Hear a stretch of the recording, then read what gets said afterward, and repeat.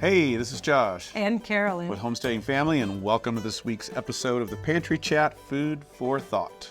This week, we are continuing our discussion about making money on the homestead. This week, we're really diving into actually turning your homestead into a farm and selling products from your homestead as a farm. Right, part two. So if you didn't check out the first one, Yeah, you'll want to you go back might and check want it to out. start there. If not, check this out and go back and listen afterwards, watch. We're going to talk a little bit about maybe turning that homestead into a farm and what are the advantages and maybe some of the pitfalls or the things to watch out for. Definitely. But in the meantime, Little chit chat. a little chit chat. We're feeling a little sleepy today. That might come out. We're a little tired, a little slow. Yeah, we're in the fall crunch. Getting the garden is all in. Garden. The only thing standing in the garden right now is we've got some Swiss chard, some kale, and Brussels sprouts. And so those are just all things we're eating off of still because they can go for a long time into the cold. Everything else is kind of put to bed and settled down. And we're working on putting some of the animals to bed as well. To the freezer or getting them to the barn, both. Yeah. It's the last week we butchered 5 pigs, 3 coonies, and 2 of the Berkshire crosses that we've been raising for more meat and less fat. Yep. And then this weekend we have 3 sheep. Well, we have 3 sheep, but we have about 250 pounds of sausage to make. So from I just got tired. Yeah, I'm already tired. I'm tired thinking about it. It's going to be a fun. It is worthwhile. It's always a lot of work. We go back and forth. Sometimes we're busy and we send our stock out to the butcher, but we're always happier, even though we whine about the work a little bit, when we do it at home and we get a better yield. We have our own season mixes, especially when it comes to sausages that we like. We're just way more happy. Seeing that animal all the way through from pasture to plate ourselves. Yeah, we get like way more yield out of the animals too, because when you're doing it yourself, you're like, no, don't toss that out. Like we could use that. Yeah. So whether it's turning into dog feed with some of the real bits of lesser scraps, or getting rendered for lard, or or compost, if nothing else. If we can't use it somewhere else yet, then it gets composted and goes back into the pasture or the garden soil. Yeah. So I guess we're kind of just dying into what are you up to? So what else are you up to? We'll keep going. Well, things are lightening up outside. Animals are making their way to the barn. Sheep come in. Actually, the sheep come in today and come in for winter housing. And the beef cows off the pasture into the barn, and we'll process those 3 lambs. The beef cows come down from the middle bench. What did they come up with the other day? Oh, you called it the Midlands. The Midlands, yeah. That was the Midlands. Our property steps, and so there's a middle step that we're converting into pasture right now. It was old junky forest, and so the cows are mostly getting bale fed up there. But they will come down and spend maybe a week in the lower pasture, do a little bit of cleanup. And then they're coming into the barn as well as we get ready for snow and winter. So just kind of slowly closing things down and moving toward winter chore mode here pretty quickly. Now, you've talked a few times about the improvements that you made in the barn. I know you're thinking you're going to do a video at some point on that, but are you excited about going into the winter with these improvements? I am. We've taken a major step. Well, we finally finished the major additions. We still have a few renovations inside to do, but we finished the major additions. So our beef cows, which we're slowly growing the herd, hopefully sell a little extra beef, do what we covered in the last session, kind of selling some surplus, and making some possibility for if some of the kids want to farm a little bit, that we can grow into that as well. So our whole beef feeding program is much easier this year. Our watering program is a lot easier. We've put in an overhead system that will self-gravity drain instead of having to muck with the hoses. And that is real nice. And then we've upgraded the electrical because we've been constantly tripping breakers trying to keep all the water defrosted. And so it should make for a smoother winter. Yeah. Yeah. Okay. Yeah, which is good because we've got more animals, so there's definitely more going on in the barn. Yeah. And yeah, we've actually done a series of videos I've done this year from starting in the barn early this spring out to pasture, and we're going to follow it up, bringing them back in and kind of talking about some of those upgrades along with just the barn management deep bedding system I like it. that we're doing. We've also done a lot of chipping this year and of our own shavings besides buying some in, which I'm not sure is saving us money actually with renting Doing a chipper. our own chipping. Yeah, renting a chipper is not. I wanted to do it and see, and I gotta have to sit down and do some numbers, but I don't think we saved money renting the chipper, especially with the labor and time. 2 guys spent a week chipping on top of renting it. And I think we might just be better to buy shavings in our case. There's a lot of places where we find that. You get this idea of like, oh, I just want to do it all myself. And so you start kind of thinking, I don't know, I feel like there's phases in homesteading. When we started homesteading, we were really like, we just want to do it ourselves. And then you get to a place where you start actually doing the accounting of that. Right. And you start going, actually, if we don't have everything that we need, if we're not producing all of the ingredients for it, or we have all the equipment for it, if we have to bring in resources, it ends up not being cost effective. I've definitely found that in preserving food.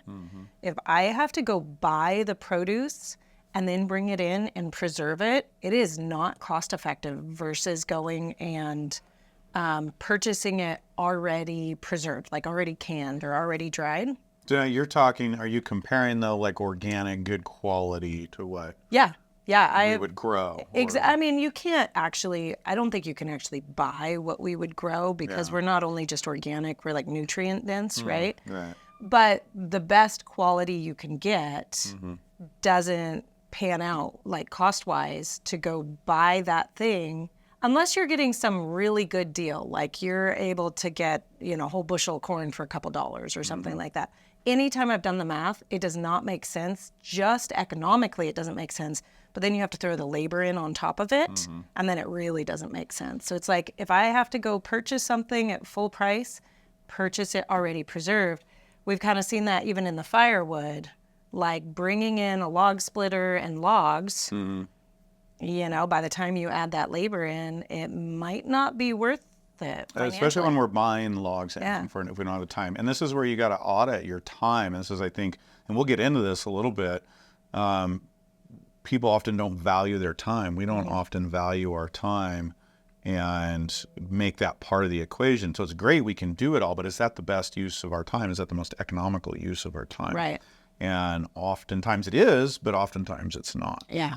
And that's an important part of that auditing. Yeah, it's important to look at and get to a place where you're looking at all those things analytically like that. So, what else? What do you have going on? Well, the same things you do, just kind of wrapping up the harvest year. But I am also getting to a point where I'm very close to wrapping up my detox. So for some of you guys who have been following us for a while, you know that Josh and I are both doing a detox for some chemical exposure that we realized that we both had somewhere in our past. And mold, yeah. And some mold. And I think in the last month of the detox, but I gotta say, it's wearing, it's dragging. Physically, I don't feel great on this detox. I'm tired. I have a lot of inflammation. I don't usually struggle with a lot of inflammation, but like my whole body is puffy and feels it. It feels uncomfortable. And I'm, working with a doctor on this, and she just assures me, yep, that's what happens. Detoxes are hard on your body, but it's harder to keep those chemicals in. Mm-hmm. So I'm really looking forward to wrapping this up and moving on, like being done with this, because it's hard to get out of bed on these different supplements. They're just all herbal detox things. Yeah. But boy, it just takes a toll on your body. So yeah. It does. Yeah. Mine's been more just draining. I haven't had a lot of the physical effects you've had, but it's just been like draining. Tired. But I've had some of the lung effects because they were telling us that it kind of comes back out of your body the way it went in. I have a lot of molds that I inhaled. Yeah. And have had chronic lung issues for the last 20 years, and we're now wondering that those molds weren't what was causing lung issues. And I'm actually behind you in the detox because I've had multiple lung flare-ups where I've had to get off the detox just to get through. Just to slow down. Yeah. So yeah, it's been a haul. I'm with you. It's going to be nice to get done with this, and I look forward to then retesting. Yeah. And seeing where we're at with some of these what things. the levels are. Yeah, and I'm sure we'll share. Oh yeah, we'll definitely keep you guys up to date. So you also have some bacon going. She's curing the bacon. I'm curing the yes. hams. I saw the bacon getting turned up there. Yeah, we're doing our own bacon this year. We always miss it. This is one of those things we were talking about. Some years we butcher, some years we send it out, and every year that we send it out, we're always like, oh, we really miss that home cured bacon. Oh, we really miss our own recipes of sausage. Like, we really miss these things, and so we're excited to this year. I think we did 7 bellies. 8? I don't know. No, I think we did 7. We had we took a couple of the kidneys that were a little heavier in fat and put them into the. We put them into the render pile, but yeah, we're 7 big sides of bacon. Won't get us as far as we'd like it to 50 get us. pounds of bacon. Yeah. So that's kind of exciting. That'll be really good. And been working on that. Oh, but I've also been working on, you guys, the latest issue of the Homestead Kitchen magazine is out right now. But here's the really exciting thing. This is the drinks issue, and it has so many fun things. Every single issue we go through all different preservation techniques, fresh eating recipes. There's articles from master preservers, from herbalists in here. Like, this is an amazing magazine. Sure, but the really, really, really exciting thing is that in January, it's going to print. Yay. It's actually going to arrive at your mailbox. I'm so excited. So if you don't have a subscription yet, you want to get one right now so that you end up with that first issue in your mailbox. So you have to do that now if you want the January issue to get mailed to you. So we'll put a link in the description of the show notes for it. So make sure you go grab your subscription. This is really exciting. Lots of great stuff in there. 2 issues away. Yeah, it's coming fast. Coming really fast. Sure is. Good. Okay, so let's move on. Question of the day. Okay. Renee Rowe says, or asks, from the video, stop making these 7 sourdough mistakes. By keeping a backup starter in the fridge, do we have to feed it weekly, or can we discard sourdough starter, or can the discard sourdough starter count as a backup? Yeah, you could do it either way. You could put your sourdough, your discard into the refrigerator and just keep like fresh discard in there. It really is going to store best, though, if you feed it right when you put it into the refrigerator. So what I do is I have my backup, and I just pull it out and feed it just about monthly, just a quick feed. So I'll open it up, I'll pull a little bit out just so I'm not continually building up the volume of my backup, and then I'll give it a quick feed, leave it out for a few hours, and just stick it back in the refrigerator. So if you do that about once a month, you have your backup just happily charging along. Which is really good if you're like me and you have a tendency to kill things like sourdough starter regularly. It's nice to know that you have a backup. It's always good. Right. It's like my insurance policy for the next time I kill it. Not if, but when, because it will happen in this house. Yeah. Often we found it gets cooked on accident somehow. All sorts things of things happen. around. You get a lot of people. Yeah. A lot of activity. Yeah, definitely. Things happen. Want to do this one? Yeah, we can talk about it a little bit. And, Okay, Rosemary Schmidt on the video, how many animals to raise for a year's worth of meat, asks, let's see, I just finished reading your informative post on raising a year's worth of meat, but I didn't see anything about feed costs there or how you feed these animals. Could you please do something that talks about this in depth and maybe gives lots of great tips on how to get around buying feed for the most part? Now, I think it's important to note that we actually have a lot of blog posts on this topic. To some degree, yeah. To some degree. We have one called Stocking the Barn for Winter. We've got What to Feed the Chickens Without Feed. And Fermenting Chicken Feed talks about stretching your feed further. But yeah, so this is a big discussion, and it might warrant some more content. Might be worth us having a pantry chat on this or a specific video. And it's a journey we're on, learning how to feed these animals with less inputs, off farm or off homestead inputs. And honestly, that's more of what the old homesteaders did. And even some of the old farmers. I was actually just reading some Amish history not too long ago about their economic models. And their economic model always included the ability to raise some of the feed. And so that's what we're trying to get back to more and more, is learning how to raise and provide some of your own feed on homestead. Now, most of us are going to have a hard time getting there 100%. Those are deeper skills to build. It takes more land. And so some of the things like you referenced here, fermenting chicken feed, buying whole grains, this buying feed in bulk. And man, I did just do, actually we have a video coming out on this, I think on a few of these pieces. So there is actually a video coming up that touches on this lightly. I'm also leaning more and more into the dairy cow, pig, chicken model for the homestead. If you want a resilient homestead, there's something Sean and Beth Dougherty, become good friends of ours, talk about a lot, because the dairy cow can provide not just for you, but for the pigs and the chickens. And then you can also grow more of your own food, first in grass, right? For the dairy cow, to feed the dairy cow. And then you can use the waste from those animals to grow more feeds, be that corn, root crops for the pigs, fruit trees, nut trees. So there's a lot of different things you can do, both within annual production and within perennial production. So those are a lot of the core strategies, besides just buying in bulk, buying whole grains instead of feeds. There's some caveats that come with that. Most of the feed rations are for commercial growth, so they're for fast growth, and so your animals are going to grow a little slower. We're still working that out. Our pigs this year were a little leaner than we would have liked, as I'm learning to employ some of this. And that's okay. The homesteaders of old knew that, right? And particularly the chickens and pigs, they got the scraps, they got the leftovers, they foraged. And so there's a lot out there. That's the long-winded short answer to this, and it's definitely something to continue discussing. Yeah. Well, it's really fascinating when you think about it, especially if you live in a more a warmer climate than we're in, and you can grow grass year-round. The milk cow harvests your grass and turns it into feed for everybody else. Right. Which is really fascinating. I mean, really cool when you think about that. But when you live in a place like we live, you've got snow over the pasture for significant parts of the year, and you have to kind of work with that. Or you buy enough land and you learn how to hay, but then you got to be willing to invest in the hay. For us, it's just at this point better for us to buy the hay. It may come to the point one day if we can acquire a little more land.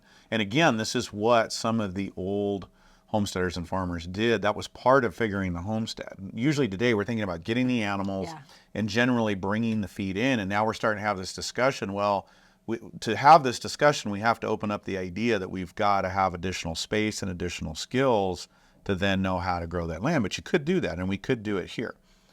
Yeah, it's really interesting. I know maybe this is getting a little long for the section, not getting into the main topic, but it's actually really interesting thinking about it, that like historically, you know, if you were bringing another family member into the house, you'd have to think about how are we providing for this person. But if you brought another animal onto the farm, you would have to be thinking about the same thing. Now we're just kind of like, well, you just buy more feed. Right. You know, that's just the way it is. We don't really have to think about providing for another cow or another type of animal. But if you wanted to really start closing some of those loops on sufficiency and being resilient, you have to start thinking about it that way. Like, how are we providing for this additional animal? And what animals? Yeah. You know, this is why pigs and chickens are ubiquitous in the old homestead picture, because they are the cleanup crew. They're omnivores, so they will eat all your kitchen scraps, your leftover butcher scraps, your nuts, your seeds, your grasses, I mean, they'll eat everything. Leftover right? dairy. Right. Well, and then you stack the dairy on that, and that dairy cow now is seen not just as providing for the family, but all of the dairy waste can now lend itself to fattening the pig and even the chickens. So I did a lot this year, as we did 2 dairy cows, and I did a lot of feeding the cows and the chickens. And any of the milk products, if I put down good grains alongside milk, the chickens went for the milk and the milk products, hands down, every time. And so there's a lot there. We're still learning about that. I'm exploring that, but that's the kind of thinking that we have to move towards if we want to learn to truly lower our costs. But it still has a cost, right? This is one of the things. As a cost, it's just you got to grow it yourself, so you got to take the time, you got to have the space. So there's just a lot there to work out. We obviously have a lot of thoughts about this right now, so I think it's a good pantry chat all by itself that we'll have to come back to at some point. Well, we're working towards it. I've been very skeptical of the dairy, cow, pig, chicken idea, and as I've learned about it and I'm putting more to work, I'm becoming more and more sold that it's the sweet spot in the homestead that really wants to be self-resilient and doesn't have a ton of land. Yeah. You know, that I'm being convinced that it is a sweet spot, and then it is very doable. Yeah. This 5 acres and independence idea that I've kind of scoffed at for a lot of years. I think for a lot of places, this is actually something to strive towards. Yeah. Yeah. Yeah. Good thoughts.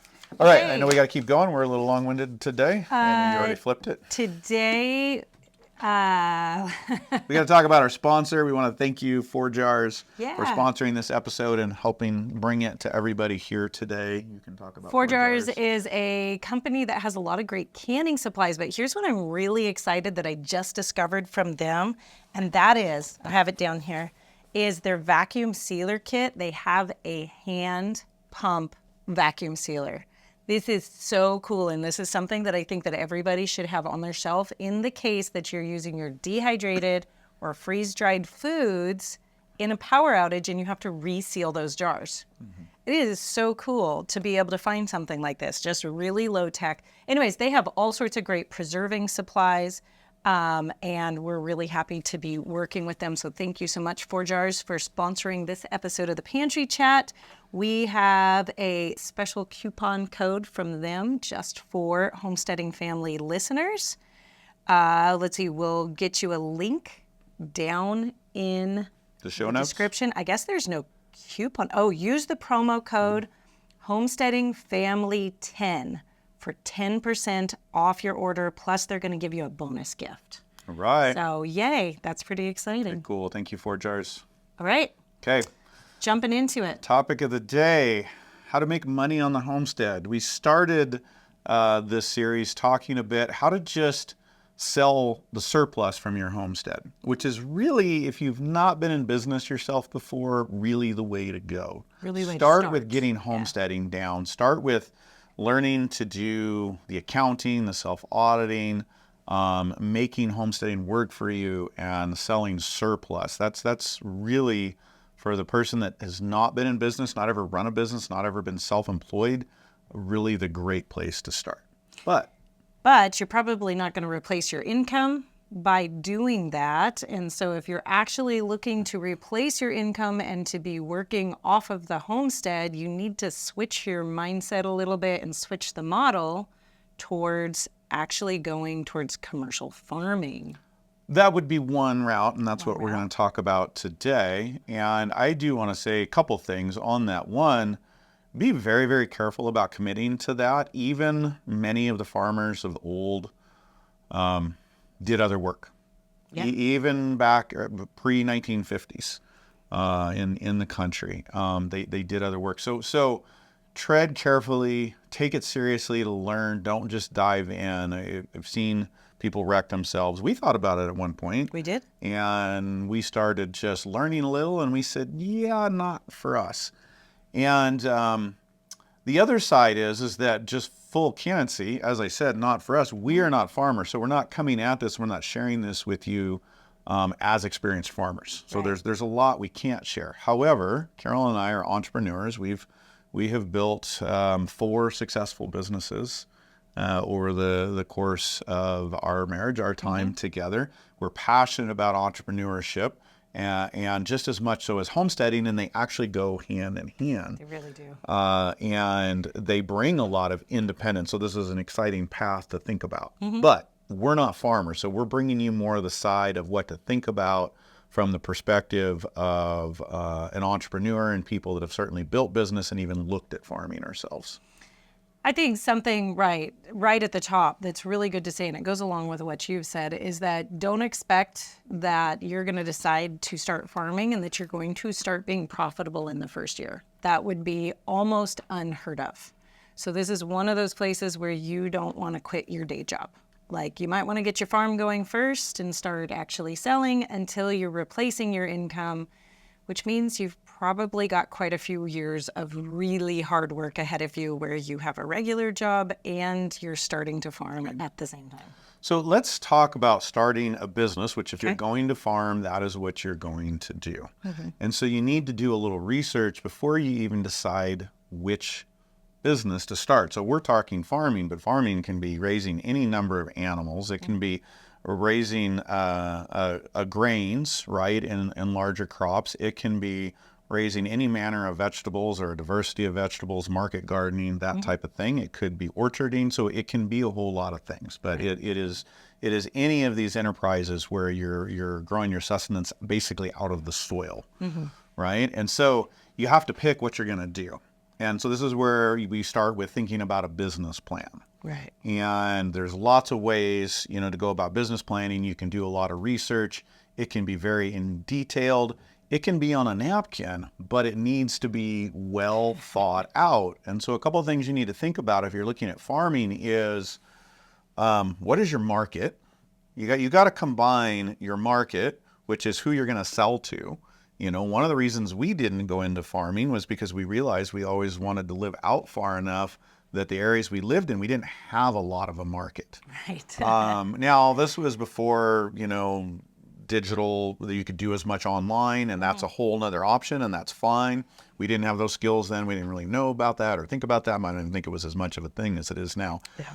But you got to understand your market, who you're going to sell to, how you're going to sell to them. Is there the demand there? What do they want? And you can look at it a couple different ways. You got to combine that with what is it you can do? What will your land provide? Is your land suited to a certain animal? Is it suited to a certain type of farming, gardening? So you've got to, look to match these types of things up and really work through a business plan. And then that comes together with what do you want to do? What are you skilled at? And you're building almost this Venn diagram, like, here's market opportunities. Here's what our land allows. Here's what we're passionate or going to be good at. And you want to find that sweet spot. So it takes a lot of careful thought before you even get started.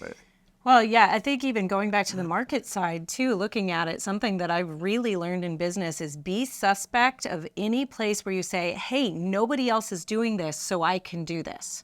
That is not necessarily a good thing in business. If nobody else is doing that, it might be because there's nobody who wants that product or is ready to buy that product in your area. That's not always true, because it might just be that nobody has a raw milk dairy yet and you find that you can do that. And there's a lot of people just waiting for that to show up. But just go into that with a really wary eye.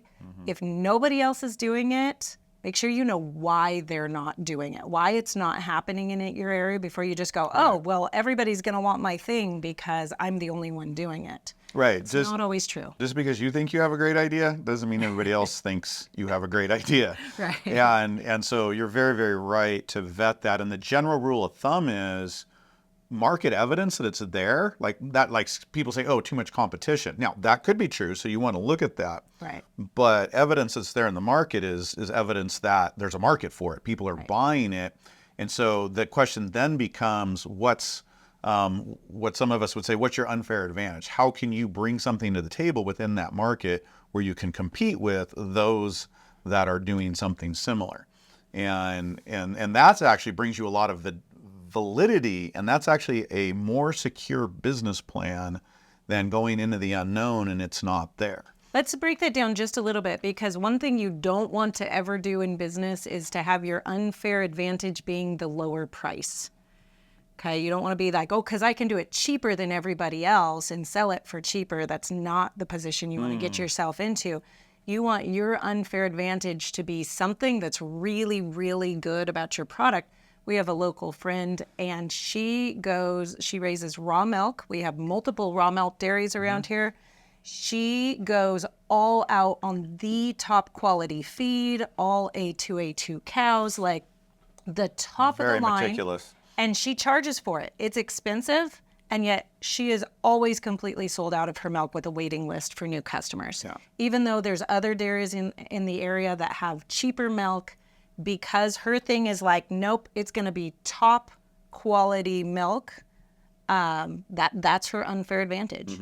And so, you just want to make sure you dive into what that is and really think about that. Yeah, and the point to that is you don't have to do the most expensive thing, but know the value that you're bringing. Don't just try to bring value by cutting price, because you can ruin yourself and your business with that. Now, you might be able to bring exceptional value for a low price because you've got an unfair advantage, you've got the right soil for something, or you've got a skill set that allows you to get to the market earlier in the season. I mean, there are a lot of things that can happen, but know the value that you're bringing and make sure the numbers work.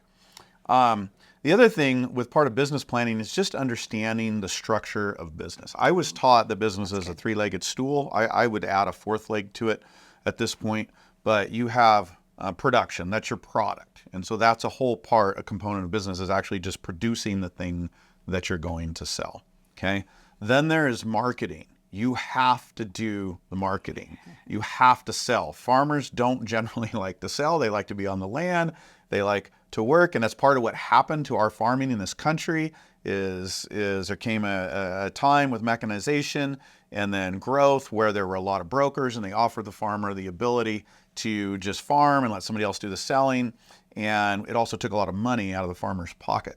And so we're now in this wonderful time where we have knowledge, skills, this digital age where you can direct market, but you have to market, and you have to learn how to market your product once you know who your people are. So that's the second leg.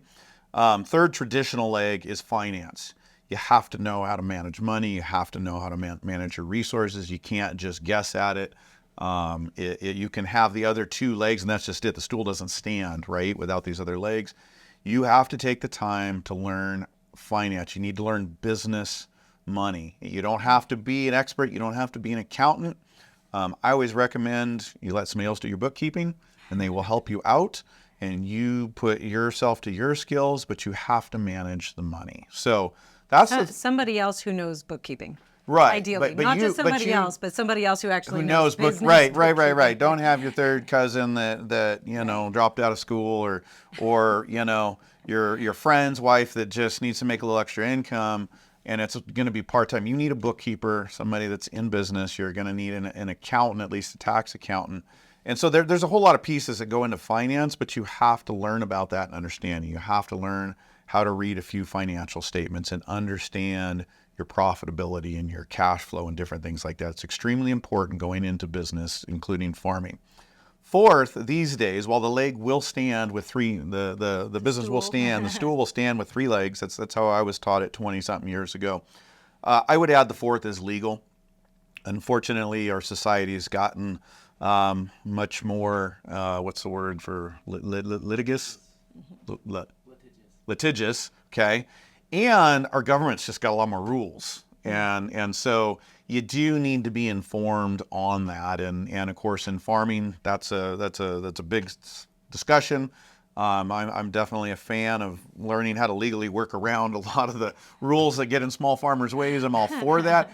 But know what you're doing. And make sure you get the proper advice. And part of that legal is setting your business up properly. Don't just do what your friend says.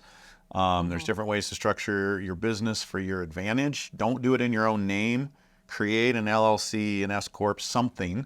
You need to get advice on what that is, but do something besides just putting it in onto your own taxes, your own personal taxes, which is what a lot of self-employed people do. I would definitely add to that legal side that you want to be looking at something like the Farm to Consumer Legal Defense Fund. Definitely get involved with them, and they probably have a lot of resources. We're members of them just because we want to support it, and we're thinking about the future. We've got kids, and we're building something where if they would like to pick up farming, we can help them with that, and we've got a lot of knowledge and opportunities. So we're doing that, but a lot of resources there to learn as well. Definitely. So, I mean, those are some of the key components, and you haven't even gotten into planting a seed in the soil or feeding a pig yet, all right? But it's really important, and even though we're not farmers, these are the most important things, and this is true in any business. If you're going to go into business for yourself and you're going to learn how to make a living from the land, in this case, you are becoming a business owner, and it is extremely important that you learn to master the fundamental skills of business. Because so many people, whether they know how to grow food, they know how to do construction. My background is construction originally. I watched so many people go out that are great plumbers, great carpenters, great electricians, and they go out to do their own business. And they think because they're good at the trade, that's the product, that they're just automatically going to be good at the business. And that is not the case. They don't take the time to go and learn business. And so it's going to be the same for farming. And it's kind of why I'm going to bring it back around to the first series in the homesteading. When you learn to do homesteading well, when you learn to really make it efficient, cost effective, not necessarily cheap, but you learn value, you learn how to make it work for you well, you are inherently building a lot of the skills and the mindsets more than anything, the mental skills that are going to lean into entrepreneurship. And so that's why we recommend starting there if you are not a business owner of some sort already. Yeah, definitely. Yeah. You know, another thing that's really important when you start talking about moving from this idea of homesteading and providing for your family, maybe providing a little bit of surplus to sell, to a commercial venture in farming, is that the methods that you're going to use for a small, maybe home garden are going to be different than what you're going to use to start a CSA and start, you know, farming from a market garden and selling in a CSA. If you can find somebody to learn from who has already done what you want to do, please do it. Even if that means going to a school across the country for 2 months or something like that, it is going to save you so much time, so much pain in the long run. It's really going to shortcut your journey if you can just go learn from somebody who's already done it. And start that place. Don't try to innovate. So just to deepen that. And the homestead, we do a lot of innovation here at this point because we're trying to figure out some of these things like, you know, like the Kuni pigs. They're great on the homestead. We fattened 3 pigs this year on grass and kitchen scraps. That's it. Yeah. They weren't quite as fat as we would like, but they still had a lot of fat on them on grass and kitchen scraps. That model is going to be very hard to do in a business model. Yes. So that's where go and start. Like if you just use pigs as an example and you think you've got a good opportunity to raise and sell pork, good. Find out what somebody's doing, replicate their system, and then innovate once you've got it down and you've got the business model working and you want to play with innovation. We've also learned this with chickens. Yeah. You know, you and I have preferred the Freedom Rangers and the Red Rangers and whatnot. But as our son has started selling chickens and we're focused on costs and different things, we've actually navigated back. Yeah. Joel Saladin says this, Justin Rhodes says it, a lot of people, you know, we've had to navigate back towards that model that's made for the commercial market for the efficiency. Now, it doesn't mean we won't figure out a way later, but to help the business get going, we're having to lean back into that. And so you bring up a very good point, and that is to not innovate too much in the beginning. Right. Find out what's tried and true, what's working, get that down, get a business model down. And then pioneer in your, you know, with your profits, with your excess, and you want to go in a direction that's more value based, and improve upon something. Then you've got the knowledge and expertise to do that. But I think this is a really important part because as homesteaders, we tend to be a little bit independent, maybe, right? You know, we tend to be like, oh, we're just going to go figure it out. As entrepreneurs, you have to be that way too. And so it's really easy to just kind of go into business and go, I'll just figure it out, which you probably can do. Eventually, you will probably figure it out if you are willing to go through the hard knocks for long enough. You can really shortchange it. You know, you don't have to pay, what do we call it? The dummy tax, you know, of like all the things that you have to learn. Not as much of it anyways. At least not as much of it. You know, pay for the education instead and just go get it. Believe me, we've paid a lot of dummy tax. Here's another key point. And again, this is business. And as you see, we're focusing on business, but please believe us that even though we're not farmers, this will make you a successful farmer. Yeah. Okay. The other one is understanding what it takes financially to get a business going. Now, I'm going to give you some rules of thumb that are just across the board rules of thumb. I've experienced them in every single business, and yet I've worked around the general rules of thumb because it's been necessity. So generally, if you're going to start a business, you want to have 3 years of your personal savings on hand. That's the ideal. So whatever you need to live on, you need 3 years to live on. If you're gonna devote yourself fully to your business, Right. okay? Or keep working. This is not well, right? Then that's the alternative. But I just want to make the point. Sure. So if you're going to go into business all out full time, you should have 3 years of your personal expenses on hand, and you should have 3 years of startup costs on hand. So you do your business plan, you figure out what you need, and most businesses, on average, take 3 years to get profitable. Okay, sometimes it's faster, sometimes it's slower. That's the average. We found this to be true. Now, very few of us have that luxury. So, or can foreseeably get there. that is the ideal. But when you understand that, you're setting yourself up for reality to know what you've got to go through. So, okay, I've got some savings. All right, you probably want to invest the savings in your business because you can't just magically make that appear. Or you got to go get a loan, but then you're taking some other risk. I'm not saying don't ever do that, but be very, very careful with that. So maybe you do have some savings to start a business, but then, okay, you got to work in order to keep the bills coming in, and you got to be able to manage work while starting a business. So the baseline of understanding that reality, and it is a reality of knowing that your business is probably going to take 3 years to get humming unless you're just exceptional at what you do and you have an exceptional market and all the pieces fit, you might get going a little faster. But if you plan for 3 years, however you make that happen, again, we've never been in that situation, and we've launched 4 successful businesses. We've made it work. It's been a lot of what we call sweat equity, blood and tears, a little bit of borrowing, and maybe too much borrowing on the first business. But when you know that, that's going to help you position yourself both mentally, financially, and situationally in the right position than thinking you're just going to go get this going and next year you're going to have revenue that's profitable. That is highly, highly unlikely to happen. And so you've got to set realistic expectations. Yeah, and that might be a deterrent for some people to get started, to go, whoa, I didn't realize I needed that much set aside. And that's probably smart to give you a pause, because definitely you don't want to end up in the position where you've quit your day job, you've quit your income, you have nothing coming in, but your business isn't quite up and running yet. It's not replacing your income. And then what do? Do you have to throw the whole business idea back out and go get a job? Go into debt. Yeah. Yeah. And that's the exact trap, right? Is like, I'm going to quit my job. I'm going to do this. I got so much money and I'm going to get it going in 6 months or 18 months. And that is not likely to happen. Yet that is what a lot of people, it's the exact path a lot of people try to do. So know that, plan accordingly. Maybe you just have a longer runway on your business. You stretch it out and you take that homestead from selling surplus and you just grow that out. We've seen people do that. We know of people actually in this space that translated not to farming, but to teaching and helping that have done that and, kept their day job and then grown a business that way. And that's not the farming side, but that still applies to that farming. Now, I do want to bring out the point, though, that this is a really ideal situation if you have a small family working together on this.